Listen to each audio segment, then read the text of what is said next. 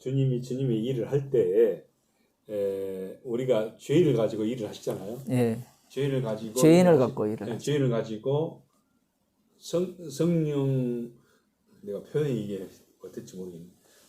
성령을 통해서 우리에게 이 모든 일들을 주님이 일을 해 나가시는데 저는 이제 이거를 그러면 주님의 일을 하실 때에 사단도 사용을 하고 성령도 사용을 한다 이런 표현을 또 쓸 수 있나요? 주님은 성령으로 일을 하시죠. 그 속에 이제 악마도 들어가 있죠. 그렇게 네.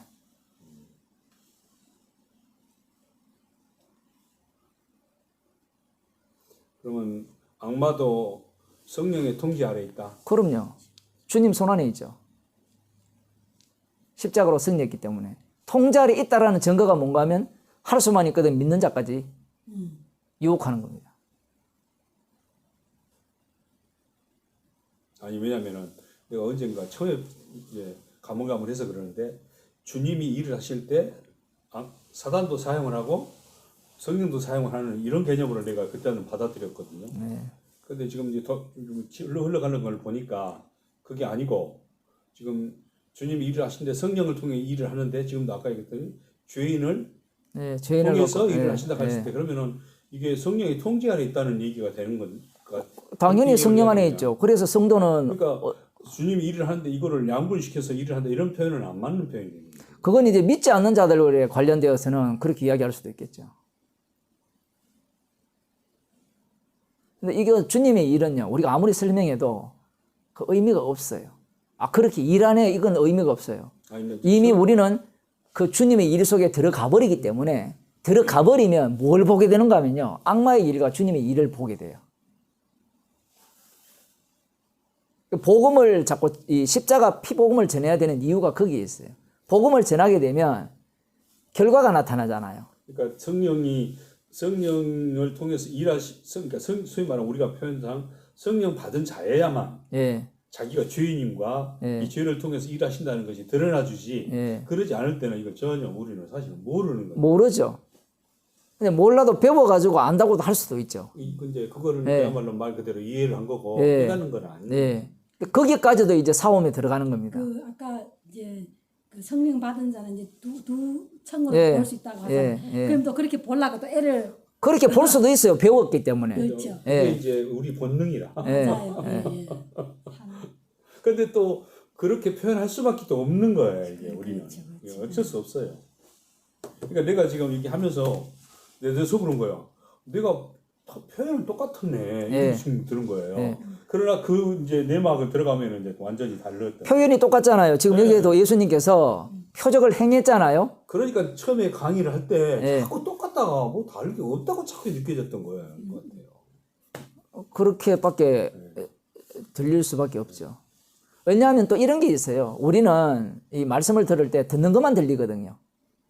물론 그럴 수도 있고. 자기가 익숙한 것만 들리고, 제가 그때 얘기를 다 했다라고 여러 번 얘기했잖아요. 얘기했는데 목사님 쪽에서는 안 했다고 자꾸 얘기를 한단 말이에요. 예를 들면 이제 그것이 이제 우리에게 이게 말씀을 들을 때 그 부분이 안 들리는 겁니다. 그러니까 이제 제가 예. 여기 책을 예. 체크를 한 데가 예. 이제 내 식으로 말을 안 한 부분은 다 체크가 돼 있는 거예요. 그렇죠. 예. 왜냐면은 그전에 내가 가지고 있는 신학의 이해 개념, 성경에 대한 이해 개념이 있단 말이에요. 근데 여기서는 건너뛰어 가지고 얘기하니까 나한테는 막히는 거예요. 체크해 놓은 거 보니까 지금 또 보면은 다 이렇게 사람들께 그렇게 보이는 거니까 목사님이 얘기할 때는 이제 물론 그 표현상 같다고 나한테 느껴졌었고 예. 거기에 대한 이제 그 다른 부분에 대한 설명 그런 부분은 내가 이제 막 알고 싶어하고 요구를 했는데 이제 그것이 시원하게 말 안 해줬다는 의미로 내가 이제 말 안 했다고 얘기를 하는 거죠. 복음이라는 것이 우리가 이제 이런 거거든요. 이 말씀을 전할 때 우리는 아예 어둠이라 생각하면 돼요. 저를 포함해서 성경 말씀을 대할 때 접근법 자체가 그러니까 이론상은 그렇게 고백을 할 수밖에 없는데 실질적으로 이제 실제에 들어갔을 때는 쫙 까는 거죠. 그렇죠. 그러니까 이게 다른 거예요, 서로가. 저는 말씀을 전할 때는 나부터 시작해서 모두가 다 말씀 앞에 죄인이라는 입장에서 말씀을 전하고 있는데 상대는 아니야, 나는 말씀을 알아라고부터 들어와 버리거든요. 아니면 성령 받은 그러니까 저 인간이 왜 자꾸 이렇게 나를 공격하지? 이렇게밖에 안 들리는 거예요. 근데 말씀 앞에서는 다 죄인이거든요. 그러니까 이제 저는 제가 이제 아까 얘기했던 것들이 그러니까 성령 부분에 있어서 이제 그러니까 성령이 내게 왔으니까 내가 말씀을 깨달을 수 있었고 그런 것들이 많이 누적이 돼 있다고 쌓여져 있다고 전제한 거예요. 체화돼 있죠. 예, 그러다 보니까 이제 내가 알고 있는가라고 그렇게 네. 전제하고 들어갈 수밖에 없었고 그것이 매일매일의 내 삶 속에서 물론 이미 다 이루었고 완성을 했지만은 매일매일의 내 삶 속에서 또다시 어제는 어제고 오늘은 오늘이고 그러니까 이거를 목사님이 계속 강조하는 거 그런 부분들이 이제 왜 그래야 되는지를 이제 아주 묘연했던 것들이 이제 더 싹 드러나니까 아 그렇구나 하고 이제 이 그런 말씀이 것들이 내려지. 이 말씀이 오늘 우리에게 말씀하시잖아요. 우리는 자꾸 떼는 거야, 성경 공부를. 아, 이거 알아, 이렇게 떼잖아요. 근데 말씀이 우리에게 말씀하시거든요, 오늘. 그럼 이 말씀 앞에서는 예를 들어 유대인들의 사고방식이라든가 성경에 대한 이해라든가 이런 것들을 이야기 왜 해요? 옛날 이야기인데. 오늘 우리들이 그 사고방식을 그대로 답습하고 있고. 그리고 주의 성전을 사모하는 이르심이 나를 삼키리라는 그 말씀이 예수님의 죽으심과 부활인데 그것을 우리에게 왜 말씀하시느냐. 그거 믿고 구원 얻으라 이 얘기가 아니라 그 속에 너희들이 합류당했으니까 너희들도 똑같이 죽고 그 부활에 참여하는 자로 계속해서 그렇게 살리겠다라는 말씀으로 우리에게 하시는 말씀이라는 겁니다. 근데 우리는 이게 제가 그래서 공부가 아니라고 한 이유가 그런 얘기예요. 공부라고 하면 우리가 오늘 배웠으니까 다음에 요한복음 1장 할 필요가 없어요. 근데 다음에 또 1장 보면 낯선 말씀이에요. 근데 세상적인 학습은 공부는 떼는 거예요. 뗀다는 것은 나 안다는 거거든요. 근데 이 알미 어디에서 기원하는가? 이것은 하나님의 지혜가 아니라 마귀가 준 사고방식이에요. 이 싸움이에요. 이 전쟁. 지금 유대인들이 왜 이렇게 자신만만하냐라고 할 때는 표적을 보고 왜 믿었느냐 할 때는 율법이기 때문에 그래요. 근데 이 율법이라는 것이 촘촘히 사여진 이 역사를 바탕으로 한 율법이에요. 그러니까 이거는 목사님 같은 경우는 이제 그거를 깻잎으로 표현하잖아요. 깻잎은 참.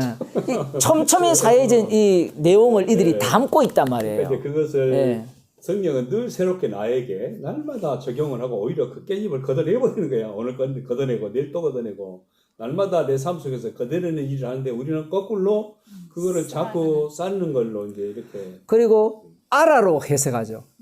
책망으로 와야 되는데 말씀을 알아로 들어가는 거예요. 이건 이 악마가 자꾸 이렇게 부추기는 겁니다. 그래야 알아 하면 어느 자리로 가는 거면 이제 하나님 자리에 자기가 올라가는 거예요. 그 다음부터 나오는 게 나 많이 하니까 너희들 까불지 마 이래 되는 거예요.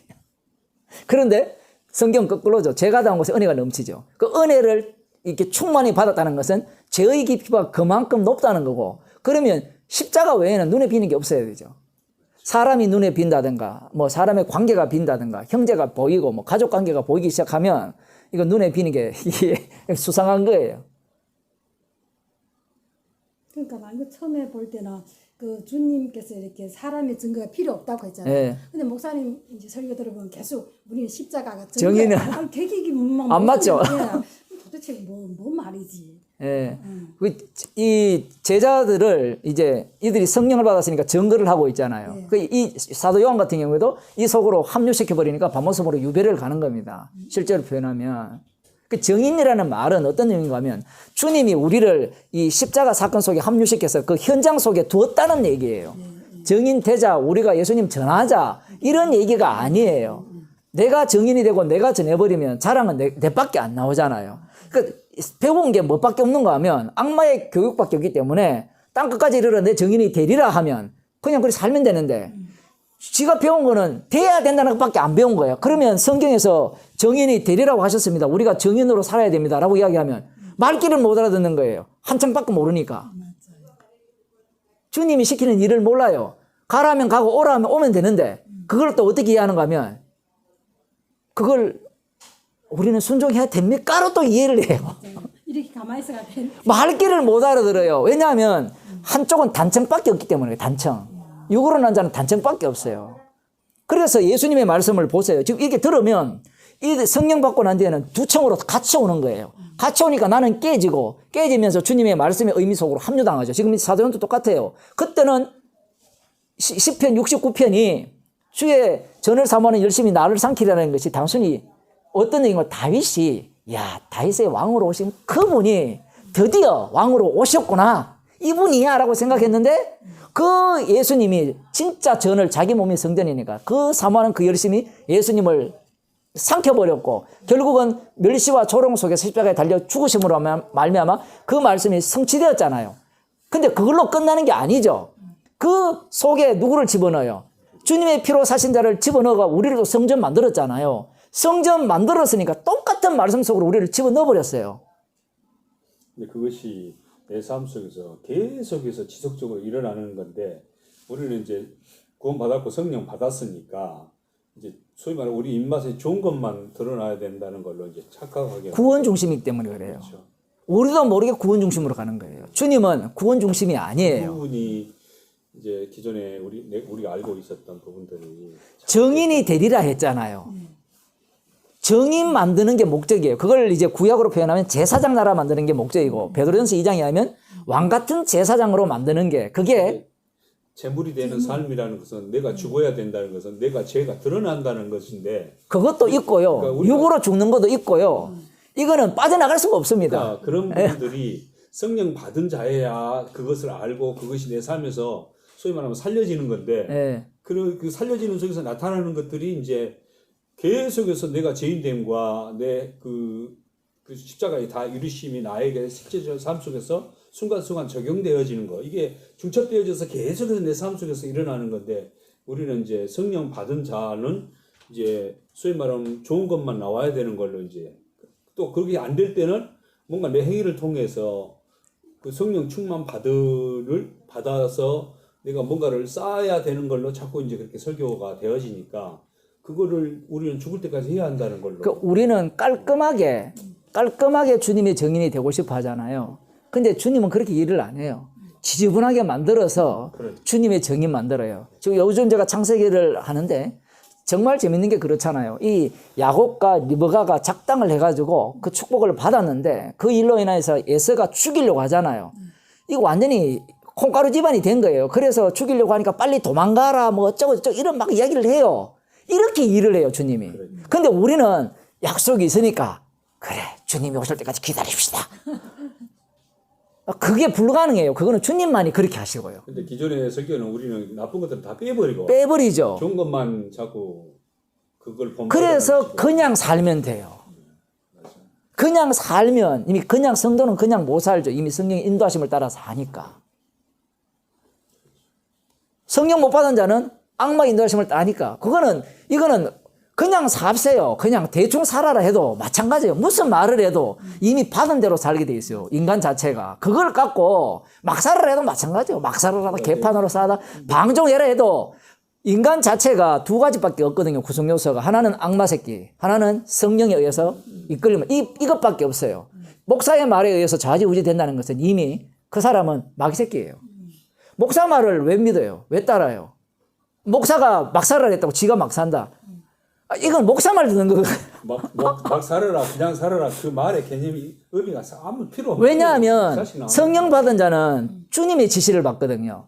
그런데 주님의 지시를 받은 적이 없기 때문에 이때까지 우리는 목사 말만 들어왔잖아요.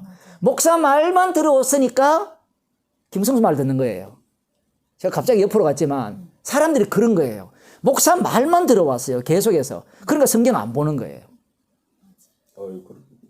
저 이스라엘 백성이 그랬던 것처럼 우리도 말씀대로 살려고 덤벼드는 거예요. 그러니까